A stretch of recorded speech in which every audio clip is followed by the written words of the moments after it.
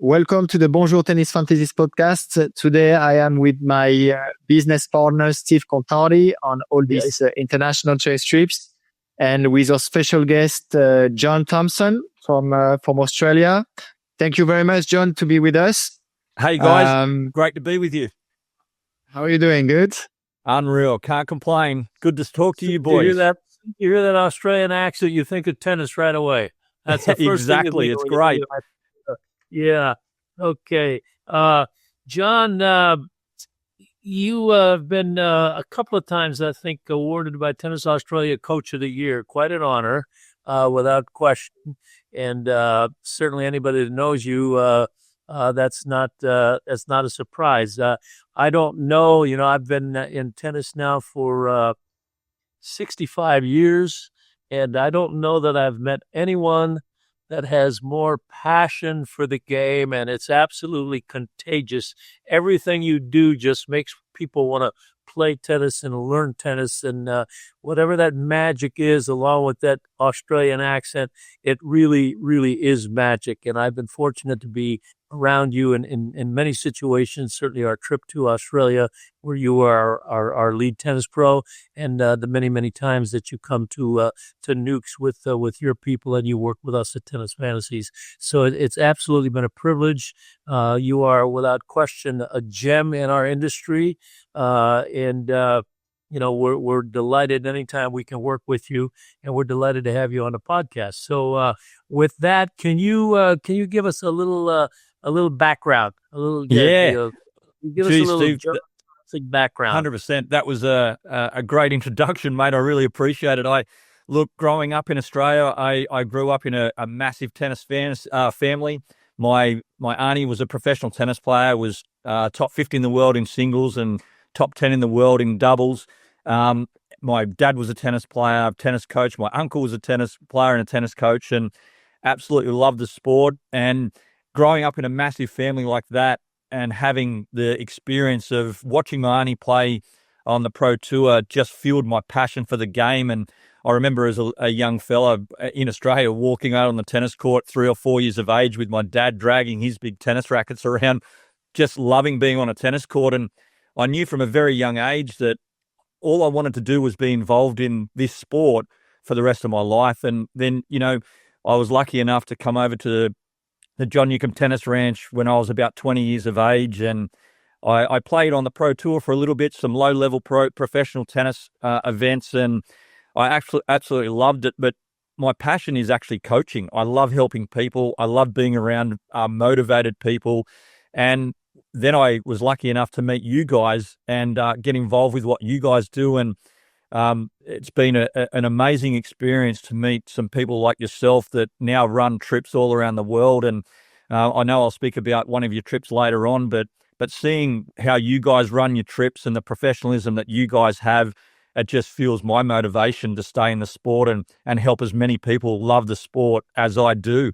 And to get recognised in Australia as the New South Wales Coach of the Year in tennis was a massive honour to me, and something that I'm very proud of, because I love giving any kid or any adult or any parent an opportunity to play this sport, and hopefully I can pass on my little bit of passion from Australia into the people that are going to play this sport for a lifetime.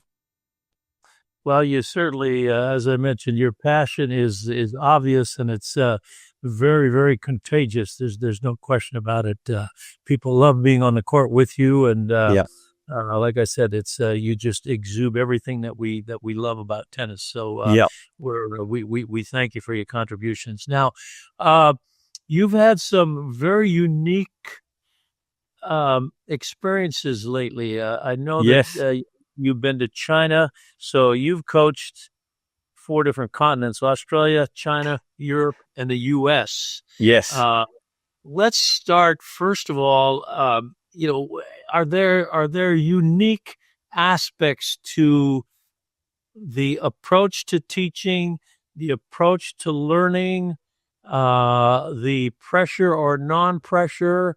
How can you tell us the differences between what goes on in China, what goes on in Australia, U.S., Europe, Let's start with China, because I think we're pretty intrigued by what you did over in China. No, China was a great trip. It was it come about from a really good friend of mine in Australia. He's actually Margaret Court's nephew, and anyone that doesn't know Margaret Court in Australia, she's won 64 Grand Slam titles, and we got invited to go over to work with the Chinese Tennis Association to work with the elite 12 and 14-year-olds in the nation at their headquarters. And we went and worked with those guys for 10 days, and it was amazing to see the discipline and the professionalism at such a young age with these young Chinese kids.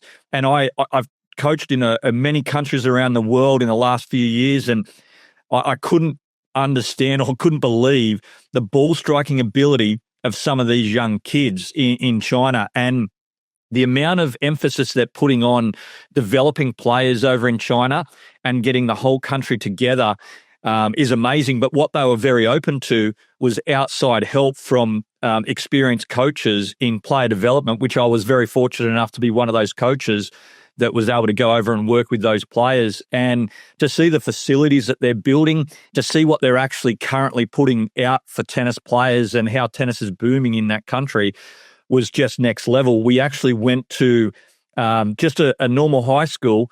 There was over 33,000 students, and over 2,800 of those kids were playing tennis. And that there was just at a high school in one of their provinces, which was just insane. And how are those kids? Were those kids selected, or did they choose to do this? So the first place we went to was actually with the Chinese Tennis Association, and those kids are selected. So they were the top 20 kids in each age group, boys and girls, in their nation, and they were incredible. And those kids were selected. They were there actually doing a training camp, and we were there as Aussie coaches, and we were evaluating them. And it looks like moving forward, possibly in January this year, we might have around about 60 to 100 of those kids coming out to the Margaret Court Cup in Australia that I'll be coaching at, and also taking the John Newcombe Tennis Academy out there as well, to try to give these international kids some opportunity to play on real grass in Australia and learn what they do. So all these kids, mate, to answer your question, were all selected by the Chinese Tennis Association as the elite players in their age group. And it was amazing to see what they did on a daily basis compared to the kids back in Australia. And also, look, for me, I love going around the world and looking at how the kids carry themselves, and what their discipline's like on court, but also off court. And it was really evident the major difference around the world that I see from Australian kids and the US kids is the kids in China, the kids in Europe, the best kids are well ahead in their off-court professionalism, attitude, and what they do.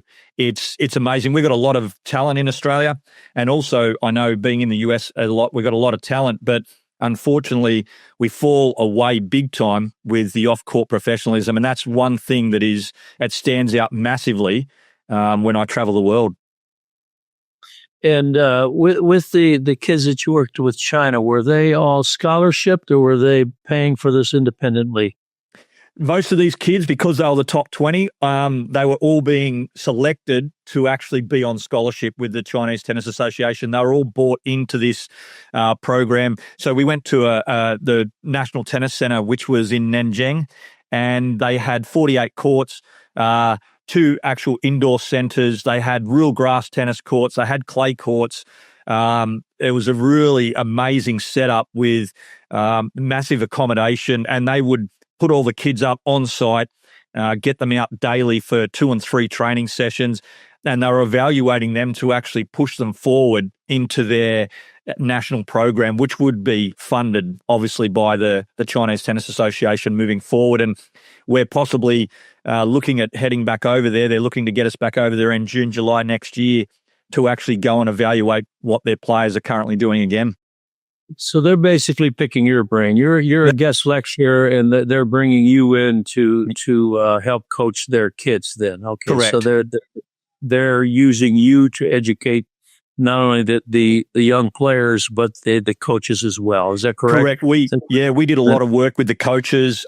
We actually ran a couple of sessions so the coaches could see how we would run elite training sessions, and they could see what we would do as far as programming, and just trying to run the players through some things. The big thing that's lacking in China, from a coach's perspective, and this is something we spoke about, was teaching these kids actually how to play the game of tennis, because a lot of these kids can hit the tennis ball and they hit the ball amazingly well. They'll make 1 million tennis balls, but they had no real understanding about how to play the game. When the ball's in play, what shot's coming back, how to take time away from their opponents, how to steal time, how to approach the net.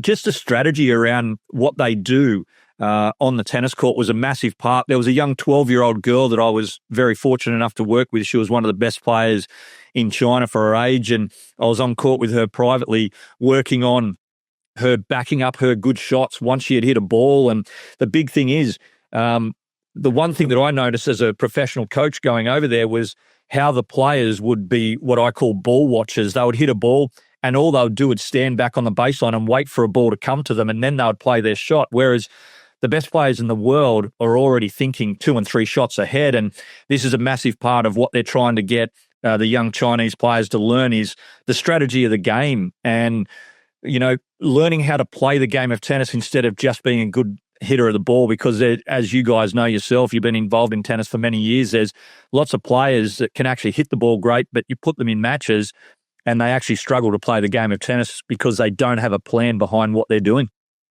Okay, so they have obviously neglected the play portion of the learning process. 100% they have, yes. Do they not? Tournament capacity that we have, or that they have in Europe, or what? Is that just something that's not programmed in yet? Yeah, it's not quite there, mate. When I go to Europe, the one thing that I love about going to Europe and taking my junior players over there is the actual structure of the European Tennis Association, which is in conjunction with the ITF. They run their junior tennis before they actually hit the ITF circuit. So they'll play 12s, 14s and 16s throughout Europe, where a lot of the countries will get together. And as you guys know, when you're in Europe, you can get from country to country fairly quickly, and you can play a lot of different players. So the tournament structure in Europe is, in my opinion, the best junior structure in the world, because you've got so many different variety of players, different countries coming together. Whereas in China, they don't quite have that junior structure as far as the playing goes. And I think the big problem that we have, not only in the US, but also in Australia, is, unfortunately, I think the UTR is a good system for rating players. I don't think it's a great system that is actually working in developing players, due to the fact that a lot of players are trying to protect their UTR in the US and in Australia, and they're pulling out of tournaments. So they're actually neglecting playing tough matches. They're pulling out so they don't actually lose UTR points. And it's definitely something I know in Australia that we are struggling massively with in player development, due to the implementation of the UTR system as a sole ranking system in our country. And I think that's what China is trying to sort out prior to going down any different route that they're going down, to try to get the tournament structure in place to get these kids to learn how to play the game. Well, it's a major point. If you go back to the last great generation of American players, Andre Agassi will tell you that the toughest matches he'd ever played were not Wimbledon or U.S. Open. They were played on the backcourts of Bollettieri's Academy, with Courier and all those guys that were there. And of course, the play portion was 50%, maybe 60% of what they did down there. So basically, what you're saying is, China's very disciplined. They're obviously resourcing people like you, coming in, picking your brains, developing not only players but coaches. But the big thing that's missing is the play element. Is the big portion. Correct. So now let's compare that. You've been enough in the U.S. So let's take all this. What do you see in the U.S. in terms of junior development, and we're talking about that special little niche, that 10% that's going to go on to play high level tennis, can go on to play college, and some are going to filter on, hopefully, to play so you give me your take on if I were the head of everything tennis in the U.S. and I was hiring you as a consultant to tell me what's working for us and what is not working for us and how can we improve. Okay, what would be your humble opinion and direction to me on that basis?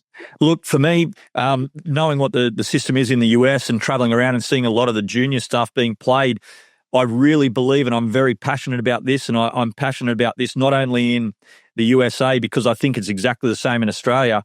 We've been too heavily reliant on the UTR system as a rating system and a ranking system that it's actually created our players to not be competitors. And going back, 10 to 15 years, even more, the most competitive players you had were Aussies and the US. They would compete at absolutely everything. But we've created a culture, unfortunately, throughout the US. You see players pulling out of tournaments. You see them not even turning up to tournaments because they check the draws to see what UTR rating players are there. I would love to see a ranking system go back in place like they used to have years ago, where everyone would be together and you would know where you sat in the whole country, not relying on a rating system where you can fudge a rating system. You can go to your local courts and play against someone and get your rating up by playing someone higher than you. Go to these tournaments and learn how to compete in tournaments and play against people that are out there doing the same thing and striving for the same thing that you are. But the UTR, again, I think there's a massive place for the UTR. I really do. But I really think we've been so reliant on this rating system that we've forgot that it can be manipulated so you can pull out and you don't actually have to complete a match, which will go against your actual rating. I think the best thing we can do is get all the best players together throughout both countries and put them together in tournaments and make them play, instead of saying that, a rating system is going to be where you fit. Let's see, you'll get a diamond in the rough, and I know you guys have been around long enough where we've got to give players chances to get into draws to actually compete against these players that have a higher rating, because once you have a higher rating, it's very hard to go backwards if you actually manipulate the system. And what I mean by that is protecting your rating, playing against players that you can beat at a similar score. You can keep your rating at that level. If you go to tournaments and there's ranking points on tournaments like at the Pro Tour, well, you're either getting to the quarterfinals or you're not. You're either winning the tournament or you're not. And if it's a system like what the pros have, a revolving 12-month system where your points drop off after 12 months, you're always trying to strive to get better. And that's one thing that I think we're missing, where we've got to push these players to actually go and compete and not protect what they're doing as tennis players. I've noticed that as well, and in my involvement, which is just scratching the surface at this point, because I'm 10,000 feet away, just kind of supervising everything that's going on. But yeah, the people, they love to go out and hit and drill and do everything, but in terms of matches, not even practice matches. I mean, we go back to the old Aussies. I mean, let's talk to Nuke and Emerson and those guys used to play 7 sets. They would more emphasis on playing, less emphasis on development. Of course, they were developed. You know what, Steve? 100%. I think the one thing, and I was over. I'm over at the Nukes Ranch now, but I was over here about a month ago with you with the fantasy camp, and I was lucky enough to, I sat down with Nuke and we were talking about the development stages in Australia, and he had the same opinion as myself that we've got to get these kids competing, because we're actually the current systems in both countries are actually almost steering kids away from competing and being competitive. And as you guys know, the only way to get to the elite level, whether it be college or whatever it may be, you've got to get out there and compete. You've got to be playing practice matches. Without playing practice matches and putting yourself out there to compete against other kids, how are you going to do it when you step out on a court if you're only playing a couple of tournaments a year? And how are these kids in the US going to get recruited by big schools in college and then expect to go and compete at the high level? And being on this trip that I'm currently in at the moment in Australia, in the US, we've been talking to a lot of Aussies and to a lot of college coaches, and they've been saying they're recruiting a lot of overseas European players because of their competitive nature. So if you think that in 10 or 20 years on the Pro Tour, you will expect to see a lot of Europeans dominating the tennis, and not any Australians or Americans in the top 50 or top 100, even this. You think Europe is taking over worldwide tennis in general? Yeah, 100%. I mean, we have seen that Italy, especially, is dominating these last 2 years. Spain as well, these last few years, created champions. Obviously, the Sweden was dominating at some point, US as well, but you see Asia, not even China, coming near or close Europe in the next 10, 20 years. Yep. Okay. I think Europe's going to take over if they already haven't taken over. You know, I think if we don't do something about the current systems in both countries, in US and in Australia, I really believe that we're going to struggle. We're currently seeing it in Australia now that our next generation of players, the 16-year-olds back at home, we're nowhere near on the level in the world stage. We're just not even close. We've got a couple, maybe one or two, but you go back many years ago and we had lots of players that were at that level on the world stage, and we just don't have it. And it's because of the competitive nature and the competitive system that we're currently got in place. It's just not working. That's you're talking about the junior level, right? Because from experience, I mean, the US regarding the university and the competition level and what they have developed with the university, a lot of Europeans, as you said, are moving to the US to try to make it on Pro Tour. You know, it's a great, how do you say,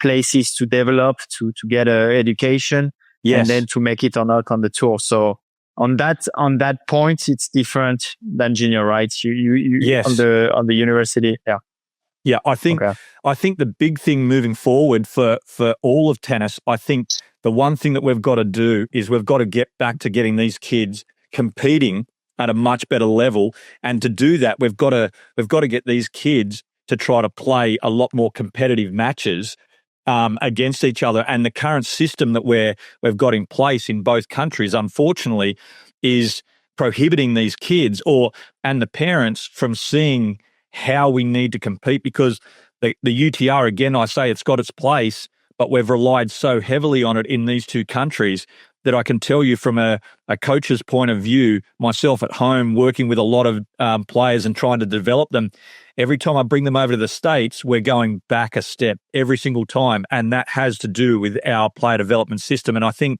as you guys were just saying, Europe and these other countries, well, especially Europe, when I travel there, guys, the system over there, the tournament structure, is so much better than what we do anywhere else in the world. I truly believe that. And I was over in Bulgaria earlier this year with one of my players, and he's one of the better players in our 16s age group in Australia. And he did quite well. He played some good matches, but not to the elite level of what the kids are in Europe. So for one of our kids that's at the elite level in Australia to go over, and he struggled to actually play against these elite players over in Bulgaria, which Bulgaria only has, a population of 5 odd million people. And we struggled against that country, and that's never happened for Australia before, to be honest. Was the surface a factor? The surface played a little factor, but he has played a lot on clay. So I looked into the players he played against, and a young guy that he lost to was, as far as a UTR rating goes, was actually lower than his by a fair way. So I look at that, and the other thing is the UTR worldwide actually, a standard that we should be looking at, because is it actually relevant throughout the world? Does it correlate from the US to Australia to Europe? And I actually don't think it does. And that's why you'll see a lot of players now, and I know in Australia a lot of players are not playing our player development system at home, the tournament structure. They're actually going and playing on the ITF Junior Tour, because it's a much better structure. They know where they fit.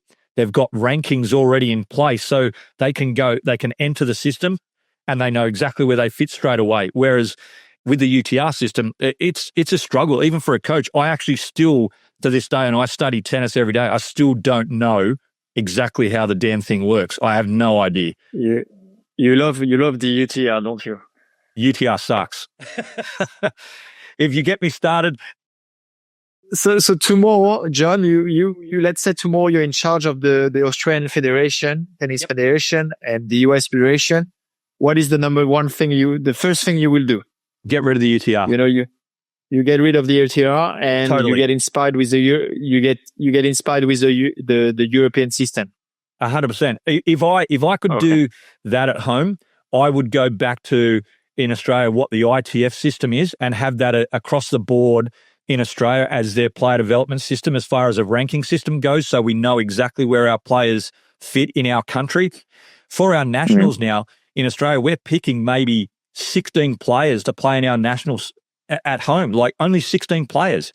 How are we developing players, and how are we seeing that there may be a kid that comes from the country, and, you know, I've spoken to John Newcomb about this many times. We're missing out on some of these kids that are actually really talented. They may not have the opportunity as the kids in the city, but because of a rating system, we're actually missing some of these talented kids, and they're slipping through the cracks of our sport because of our current system. If I was in charge of it, the UTR, I would use the UTR, but it would be a rating system that was used alongside a national ranking system. But again, if I was in charge of it, I'd get rid of the UTR totally, because I think it's caused so many issues with players, parents. It's a nightmare in the US and also in Australia. I think it's one of the worst systems that we've incorporated in Australia in 50 years. Okay, John, changing gears just a little bit. I'm sitting here with your book, Yes, Coach. Yes. And it's a handbook. It's a journal for kids that are starting along the pathway. Tell us a little bit about how this helps the junior players, and obviously this could adapt to adults as well. 100%. So we saw a massive need to help players off court, to actually hold them accountable for what they do on a daily basis, and get them to understand that, you know, their habits off court will correlate on court. The way they think, the way they manage their time off court is a really big part and a massive element of becoming an elite tennis player, or just even going to college. It's journaling so they understand, and once you go through the whole book, it's understanding what you do on a daily basis that will actually help you create yourself into a disciplined tennis player and someone that can hold themselves accountable, but also go back through the book to actually see, have they progressed and what are they thinking about. We've, myself and Kelsey obviously work with a lot of players, and we find that a lot of players these days, they've got such high expectations for themselves without understanding the level of where they're trying to go and what type of dedication it takes to actually get to that level of play. So being self-aware of what you're currently doing off court, and also what you're thinking about, is a really big thing, because tennis, as you guys know, is a thinking sport, and you've got to have a bit of a brain to play this sport. So you've got a bit of strategy behind what you do, and just being self-aware as a person in general. And we've had a lot of our players complete the book now, and they come back and they tell us that they're so much more self-aware of what they're thinking, and when they go out on the court, understanding in pressure situations that their thought process plays a massive part in what they're going to do in the next point that they play. So that was the basis behind actually getting the book out there and just trying to help these young kids navigate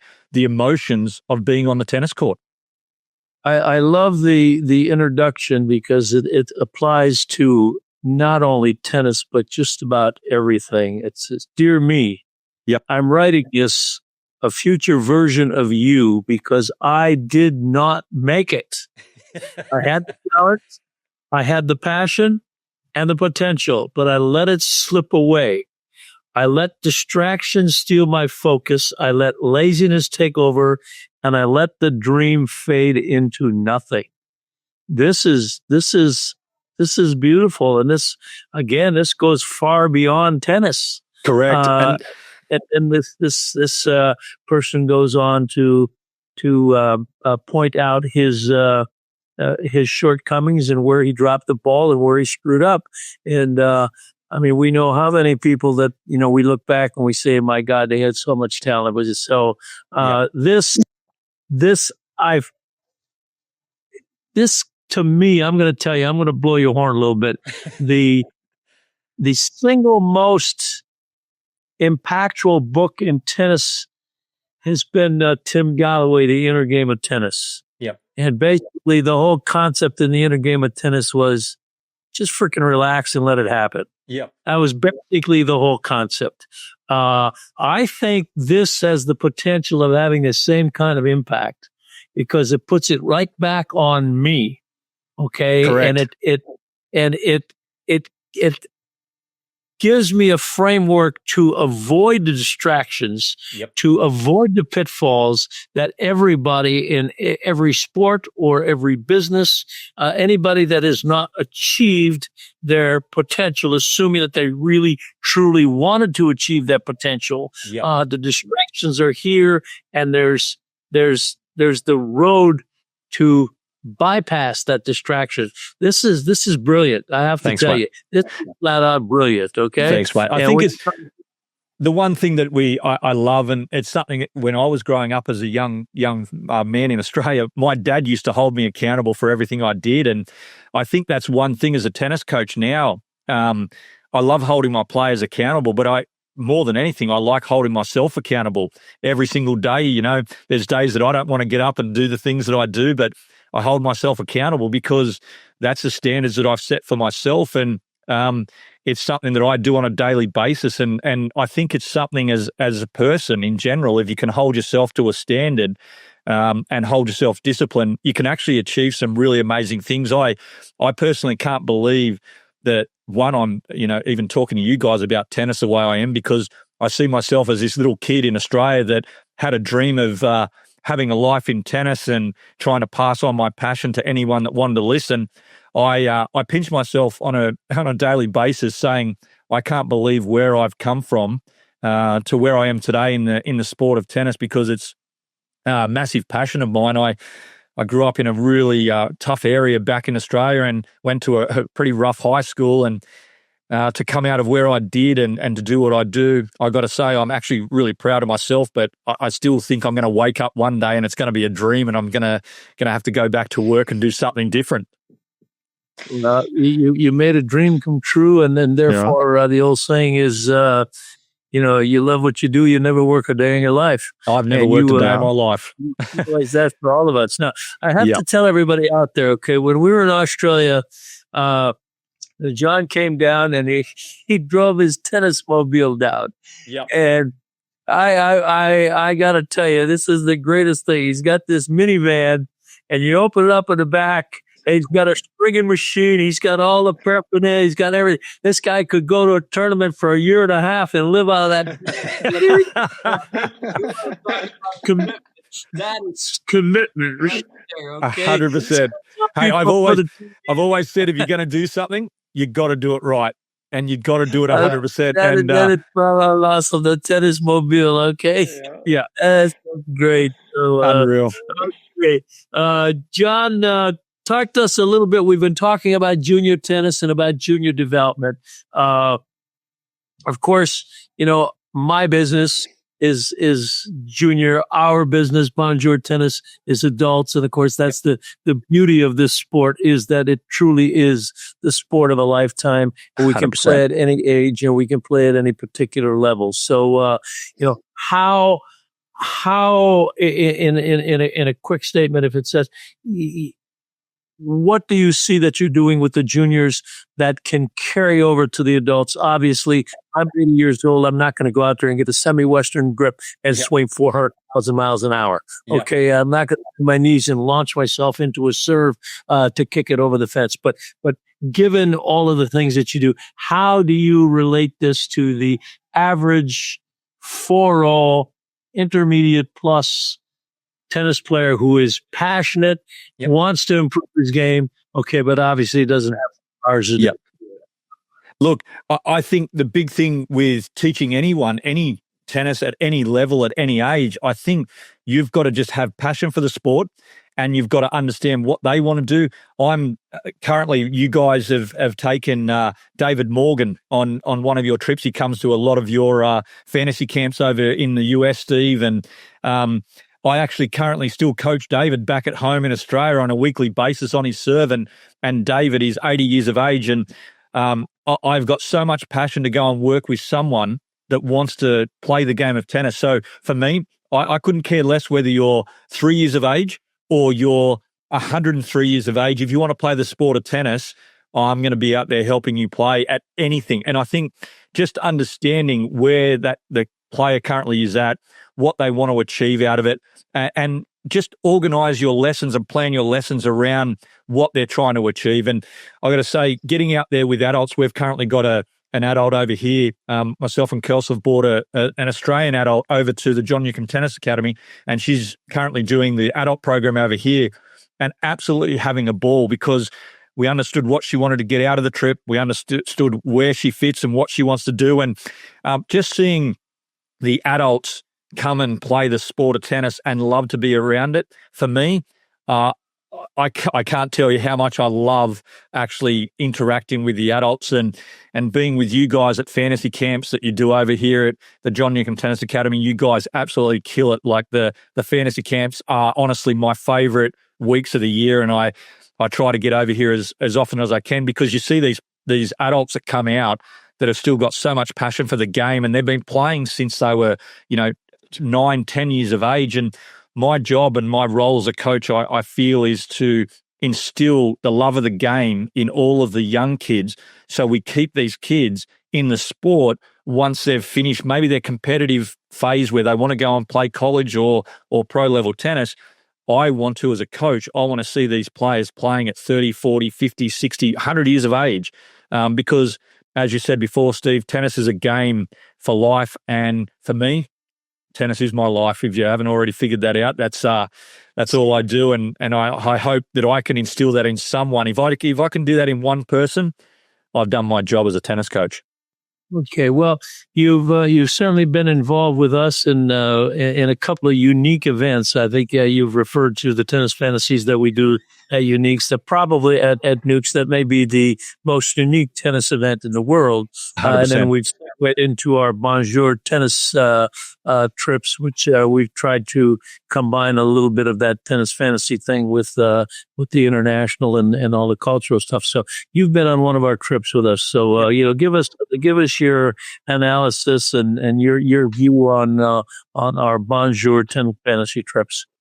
Well, first of all, I was stoked that I could actually be part of that as the coaching team with you guys, because let me tell you, for anyone that hasn't been on one of these trips with Steve or Guy, you got to get yourself on one. They are just absolutely fantastic. The way they run it, the amount of tennis you guys get to hit to get on the court, the accommodation that you stay in is first class. I actually felt like I was some sort of celebrity when I was staying in these hotels that you were staying in.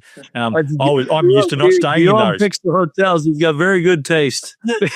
I was thinking I shouldn't be at this place. They need to put me somewhere else in the outback when we go to Australia or something like that. But for the tennis part of it, we got to play at some amazing places in Australia, and I know I haven't been on some of the trips that you guys have done in Europe, but I know a lot of the places that you guys get the guests to go and play at. And let me tell you, as a tennis person myself, the places that you guys set up to actually get these players to go and play at, I get jealous myself. I feel like jumping on the trip and getting out to some of these places when you go over to Europe. But in Australia, we got to play at Royal South Yarra on real grass. We got to play at Kooyong, which, if anyone doesn't know, the Kooyong Lawn Tennis Club used to host the Australian Open many years ago, and it's just an amazing facility. And we got to play out of there, and you guys organised, and it was just amazing to have Mark Woodford, one of the Aussie legends. Anyone that doesn't know, he's won 17 Grand Slams, and he came out and was on the court with all the players out at Kooyong and at Royal South Yarra. And for myself as a coach, just to have someone like him involved in what you guys do, and especially in Australia, was just next level. I haven't seen or been a part of anything in the world of tennis, and I've traveled to many, many countries around the world. I've never been involved in anything like what you guys put together. And I think any tennis junkie out there, and I class myself as a tennis junkie, you need to get on one of these trips, because I sometimes forgot that I was a tennis coach and was trying to get involved in being on the tennis court in all the stuff that they were doing. So you guys do an amazing job. And especially coming to Australia, I think was just amazing for anyone that was on that trip. Thank you, John. It's been a real treat. Here we are. We got three tennis crazed people. We could probably talk forever about our favorite topic, tennis, and the people that play tennis.